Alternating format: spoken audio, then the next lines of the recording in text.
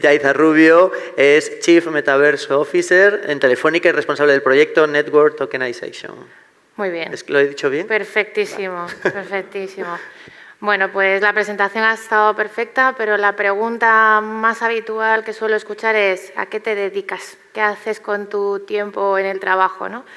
Pues básicamente yo me dedico a liderar lo que es la estrategia en Telefónica sobre todo lo que tiene que ver con experiencias inmersivas y todo lo que tiene que ver con Web3, ¿no? Y todo lo que tiene que ver con experiencias inmersivas, al final tocamos tecnologías como lo que son lo que es la realidad virtual, la realidad aumentada y la realidad mixta, porque al final son tecnologías que mejoran o vitaminan, ¿no? Lo que son las interfaces de usuario que vemos actualmente y pueden mejorar mucho nuestros productos y servicios. Y luego también todo lo relacionado con Web3, que no deja de ser como un backend descentralizado, donde las aplicaciones descentralizadas van siempre a beber como una misma base de datos, ¿no? Que son las cadenas de bloques. Y ahí estamos lanzando como bastantes proyectos, precisamente porque ahí es donde vemos donde Telefónica puede tener varios nuevos modelos de negocio que actualmente no estábamos viendo. O, por ejemplo, desplegar red sin necesidad de tener que invertir tanto CAPEX o OPEX en las operadoras y crear redes mucho más eficientes precisamente porque incentivas con tokens a los usuarios porque ellos despliegan su propia red. Eso entre muchos más proyectos relacionados con Web3, pero una de las líneas nuevas que estamos explorando en la unidad es todo lo relacionado con los humanos digitales.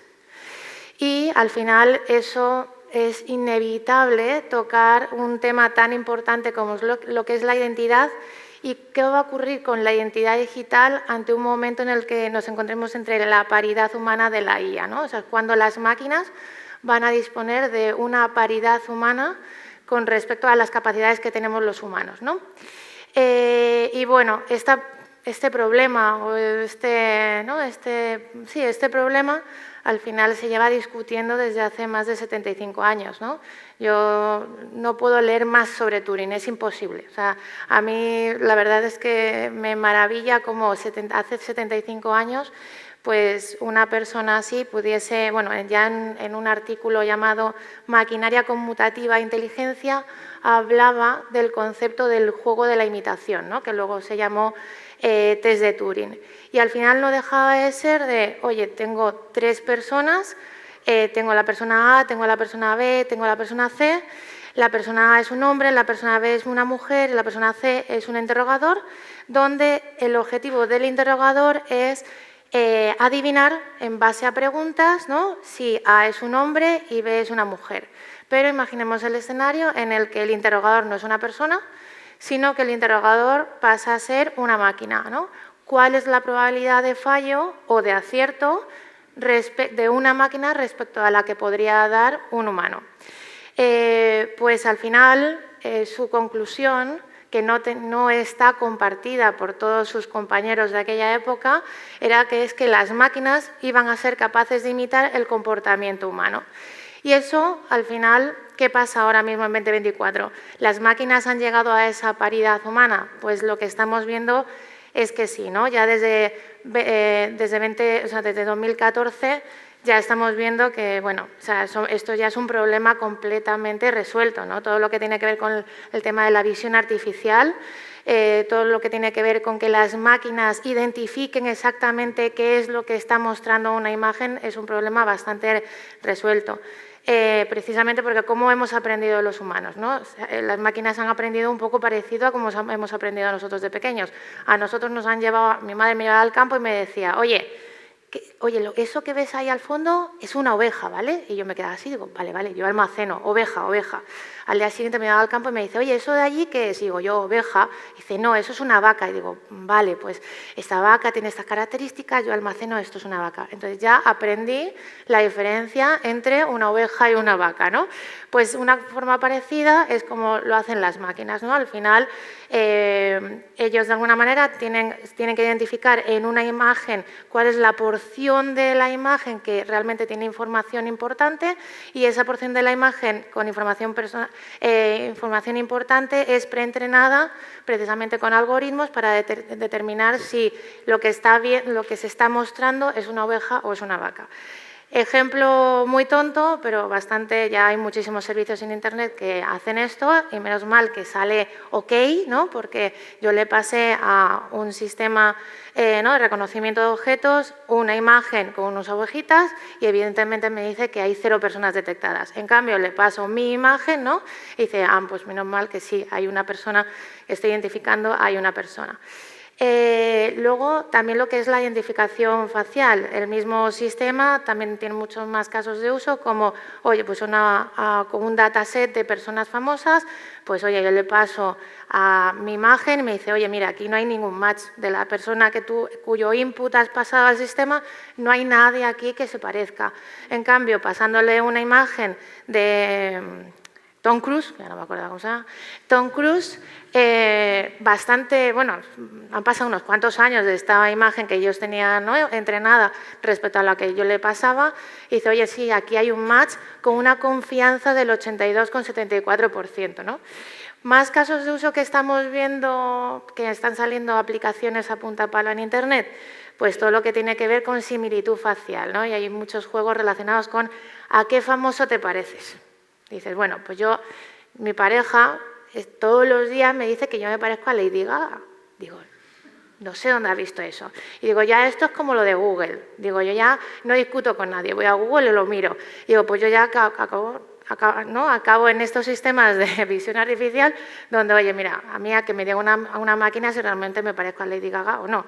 Y esto al final lo que haces es ¿no? introduces una foto mía o una foto de Lady Gaga, le pasas una nueva foto mía y me dice, ok, sí, mira, oye, de esta anterior foto tuya, que la verdad es que, bueno, algo nos parecemos, pero dice, oye, tengo una confianza de que son la misma persona al 79,12%. En cambio, esa foto respecto a la de Lady Gaga tiene una confianza del 58,98%. Luego digo, bueno, a lo mejor es que la foto, yo qué sé, ¿sabes? Cambiamos mucho nosotros, ¿no? Digo, le voy a pasar otra foto mía. Y aquí, pues, dejé de ser menos yo para ser más Lady Gaga, ¿vale? Pero bueno, al final algo sí que le tengo que... Todavía el score es muy bajo, pero algo sí le tengo que dar la razón. Pero ya no solo todo lo que tiene que ver con visión artificial, o sea, todo lo que... Ay, perdonad, que me he pasado. No todo lo que tiene que ver con identificación de imagen, etcétera, ¿no? Tenemos más cosas, todo lo que tiene que ver con identificación de sentimientos. Ya evidentemente hay algoritmos de Machine Learning que detectan perfectamente si en una imagen la persona, porque previamente tiene un dataset categorizado como que, oye, mira, esta cara en concreto con estos rasgos es que está disgustada o que tiene miedo o es que está feliz, etcétera, ¿no? Entonces ya empiezan a haber máquinas pues realmente que tienen una identificación de sentimientos con un alto grado de probabilidad. Por otro lado, ya hemos visto toda la parte de visión artificial. Ahora vamos a la parte del sonido, ¿no? Y aquí, bueno, pues evidentemente hay tecnologías como el speech to text que están bastante implantadas ya en el mercado, ¿no? Y hay muchos casos de uso. Yo soy un poquito gandula, ¿no? Y esto lo uso pues en mi día a día todos los días. Precisamente porque hay muchas veces que tengo que hacer vídeos en español y en inglés y me da mucha pereza. Digo, lo hago una vez y que todas estas herramientas me ayuden ¿no? a ser mucho más eficiente en mi trabajo.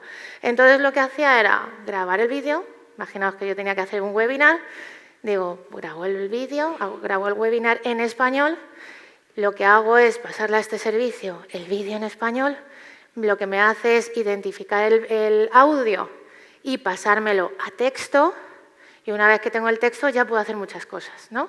Que es la siguiente paso, ¿no? Pero bueno, una vez que tengo el texto, también hay un mogollón de algoritmos de Machine Learning que detectan, ¿no? Relacionados con, o sea, que lo que nos ayudan a analizar el sentimiento, ¿no? O sea, lo que hacen es, en base a pues, el número de adjetivos que tiene una frase, o bueno, son capaces de entender y darte con cierta precisión cuál es el sentimiento de una frase o de un texto, ¿no?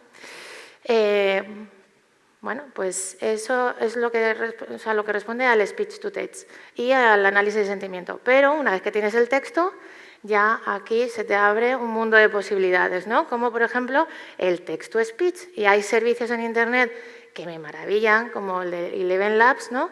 Que tú pasando el texto, bueno, pues tú puedes oír, ¿no? O sea, tú puedes ya tener ese audio como hablado.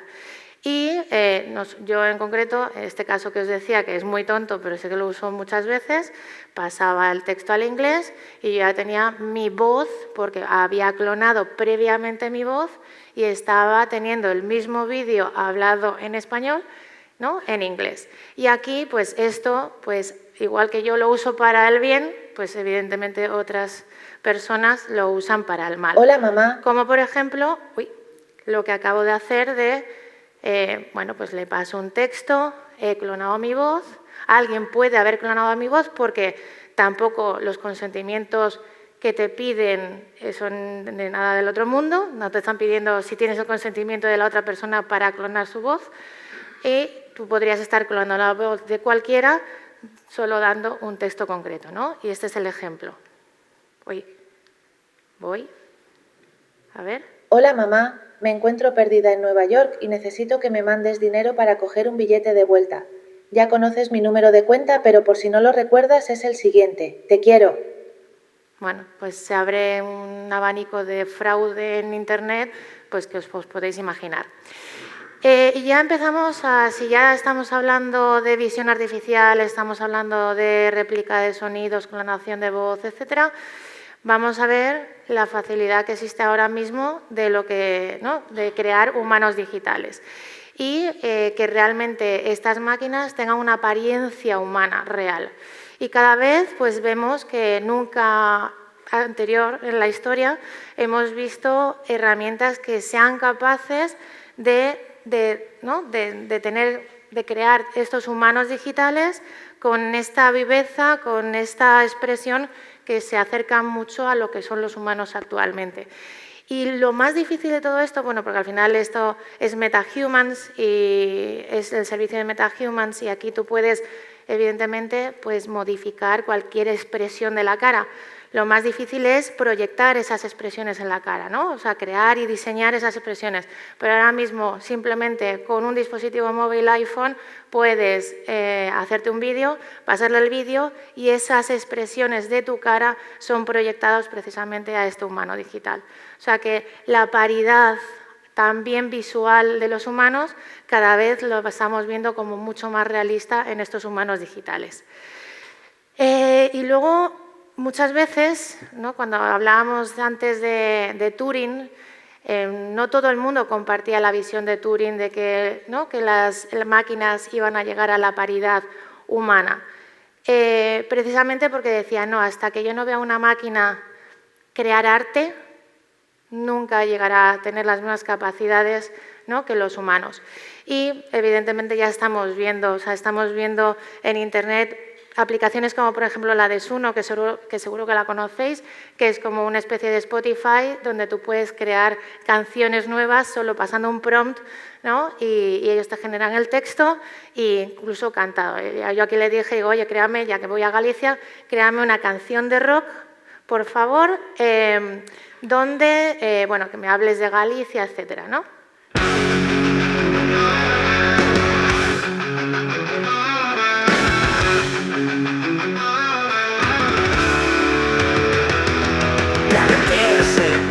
Sin fin, horizontes sin final bis. El sol se oculta detrás del mar. Galicia nos llama sin cesar. Bueno, ya os lo podéis imaginar. Y al final es que la creatividad no es otra cosa más que una combinación novedosa de ideas conocidas. Y al final Internet es una maravilla. Hay muchísima información, en este caso hay muchísimas canciones.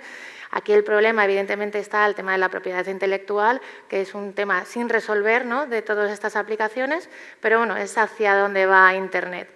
Evidentemente, seguro que conocéis Midjourney también y es increíble cómo es capaz de crear ilustraciones con esta viveza de colores, etcétera, que son con nada de esfuerzo es capaz de crear todas estas ilustraciones tan creativas.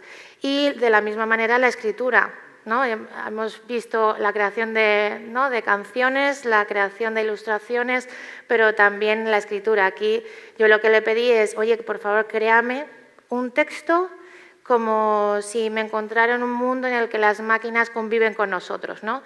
Y la verdad es que, bueno, es un texto como muy poético, etcétera, que no voy a contarlo, pero bueno, que esto también es otro problema resuelto, que lo que nos lleva es a decir que las máquinas han ganado el juego de la imitación, ¿no? Están cada vez aproximándose, imitando cada una de las características que tenemos los humanos. Pero, ok, ya hemos llegado aquí, hemos llegado a esa paridad humana, pero ¿cuál es el impacto en nuestra identidad digital? Que eso es lo importante. Y al final, ¿en qué se compone, de qué capas se compone la identidad digital? Pues una capa de verificación de la identidad, ¿no? Que al final viene a decir, oye, ¿quién eres tú en un servicio digital? Y por eso todos los servicios digitales tienen una parte de registro, ¿no? Y ese registro tiene un identificador que o es una dirección de correo o una dirección de correo o un número de teléfono. Y al final acaban yendo, ¿no? Para verificar el proceso de onboarding en una aplicación digital, acaban mandándote, si tú has puesto un correo, acaban verificando qué es tu correo porque te han mandado un correo donde tú tienes que verificar que por lo menos estás autenticado en el correo y has aceptado. O un número de teléfono porque te mandan un SMS al número de teléfono y ellos tienen cierta seguridad de que por lo menos ese número de teléfono está en tu poder, ¿no? Pero aquí evidentemente toda esta capa no es suficiente para proveer seguridad en Internet porque hay una apertura muy grande a nivel de fraude. Segundo paso es la parte de autenticación, que la autenticación no deja de ser más allá de ¿eres tú quien realmente es el que está diciendo que es, ¿no? Y aquí pues hemos tenido, pues además desde 2016 en Internet eso es libre albedrío, ¿no? O sea, cuando empezamos a ver bases de datos publicadas de usuarios en Internet cuyas contraseñas se han filtrado, etcétera, etcétera, etcétera, hay una capacidad y una facilidad, sobre todo que no hace falta ser un súper experto informático para poder hacer ataques de suplantación de identidad, ¿no? Por lo tanto, siempre tenemos que ir a segundos factores. La contraseña es un único factor, siempre para proveer más seguridad tienes que ir a segundos factores, como por ejemplo los TOTPs, ¿no? Es un ejemplo. Pero aquí, cuando ya estamos hablando de similitud humana, paridad humana, etcétera, se nos abre otra capa más. Esto ya no es suficiente.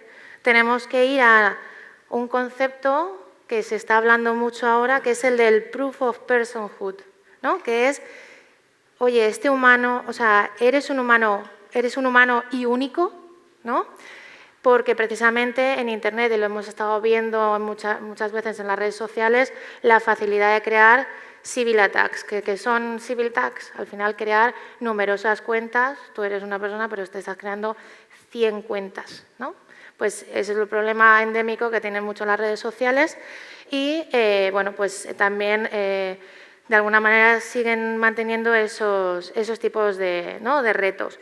Pero aquí dicen una cosa muy interesante, que es la inteligencia ya no es un discriminador de humanidad, precisamente porque, y lo vemos en los típicos captchas, que cada vez son más difíciles, porque las máquinas ya resuelven los captchas más fáciles y claro, te tienen que poner ahí un problema que dices, ostras, es que ni yo lo resuelvo y creo que soy humano, ¿no? Entonces, bueno, pues ese es un poco el problema que existe ahora mismo y están ahora mismo en Internet, pues estamos viendo estos conceptos, el de proof of personhood o el que vamos a ver ahora, que es el de la detección de vida. Ya no vale con los procesos de reconocimiento facial al uso. No valen. Tenemos que ir también, y ya lo decía esta investigadora, Denning, en 2001, que es necesario pasar por procesos de validación basados en la vitalidad. Es decir, necesito saber quién está delante de mí si es un usuario real. ¿Por qué? ¿Por qué? Porque puede haber, lo que ponemos aquí, ataques de vídeo, ataques fotográficos o ataques con máscara, ¿no? O sea, es decir, que tú puedas hacer un vídeo y te autentiques de una persona y te puedas autenticar un servicio en su nombre. O haces una foto de una persona, que anda que no hay fotos en Internet, te puedes autenticar en su nombre. O, por ejemplo, lo que ponemos aquí de ataques con máscara. Puedes crear máscaras súper realistas que puedan engañar a los sistemas de reconocimiento facial, ¿vale? O sea, esos son un poco los retos y al final, pues todos los KYCs que hacemos cuando hacemos el onboarding en cualquier servicio digital, al final se tienen que ir evolucionando ante esta evolución de la inteligencia artificial, precisamente pues con cosas como oye, pues si la persona que tengo delante se está moviendo, a lo mejor sí que tiene cierto indicio de que sea una persona. O detecto determinadas acciones involuntarias. Nosotros no somos máquinas, a veces hacemos cosas sin querer, ¿no? Entonces, o el parpadeo, sobre todo se basa mucho en si parpadeas mucho, con qué frecuencia. O sea, si parpadeas siempre con la misma frecuencia, pues evidentemente puede ser un signo, ¿no? Un sinónimo de que hay una máquina detrás. Y luego, esto yo creo que es de los más conocidos, que es, seguro que lo habéis visto en prensa, que es el World ID, pero no deja de tener la base del Proof of Personhood que estábamos hablando anteriormente, ¿no? Que no deja de ser un protocolo, lo que ha creado Sam Altman, la persona que está detrás de World ID, no deja de ser un protocolo que identifica digitalmente la humanidad y singularidad del edificio, del individuo. ¿En base a qué? Porque tiene un hardware, él considera que la seguridad, lo único que nos hace humanos o únicos es el iris. Entonces, de alguna manera, capturando ese iris, haciendo reconocimiento de iris basado en hardware, podemos llegar a crear un mapa o una red global de identidades únicas. ¿Vale? Según ellos, lo que hacen es proteger ante esos civil attacks de creación automática de cuentas, precisamente pues, para difundir información que no sea real, etcétera, ¿vale? O sea, eso ya lo hemos visto que existen numerosas redes sociales. O precisamente, derivado de los civil attacks en las redes sociales, nos encontramos con que pretenden luchar, piensan que es un remedio a la lucha contra la desinformación generada por la IA, ¿no? O sea, solo permite la generación de contenido generado por cuentas verificadas en base a este sistema, ¿vale? Entonces, bueno, pues lo que hemos dicho, ¿no? Verificación de la humanidad escaneando el iris. Luego, claro, ¿qué pasa con esa custodia? Vale, has escaneado el iris, pero ¿quién custodia la identidad? Hemos tenido un problema muy grande desde los inicios de Internet, delegando a los usuarios la custodia de los datos en estos servicios de Internet y hemos tenido los problemas que desde hace mucho tiempo de, oye, filtraciones de información, dónde están mis datos, quién los tiene, todo el tema de la publicidad no consentida, cosas así de ese estilo. Pues ellos lo que también abogan es porque los usuarios custodian su propia identidad, que es también un concepto, lo que pasa es que también la responsabilidad del usuario es bastante elevada respecto a esto, que yo no sé si los usuarios aprenderemos algún día a querer custodiar nuestra identidad, pero bueno, ellos también abogan porque sean los usuarios los que custodien su propia identidad en un wallet, es decir, que en nuestro dispositivo móvil tengamos una aplicación donde se custodia nuestra identidad y que cuando nosotros queramos, a través de los ZK Proofs, que no deja de ser un protocolo donde compartes información, no toda la información con los servicios de Internet, ¿vale? Precisamente para que no los servicios de Internet tengan tus datos personales y así evitar pues, compartir datos personales con estos servicios y que puedan tener un mal uso sin tu consentimiento. Entonces, pues espero que os haya gustado porque es un track súper ambicioso que tenemos ahora mismo pues, en los que estamos trabajando, porque se mezclan muchísimas tecnologías en medio.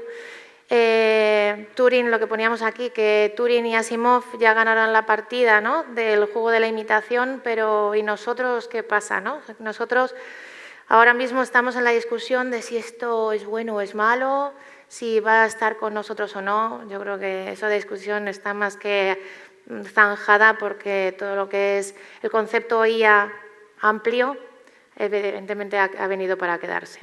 Así que muchas gracias.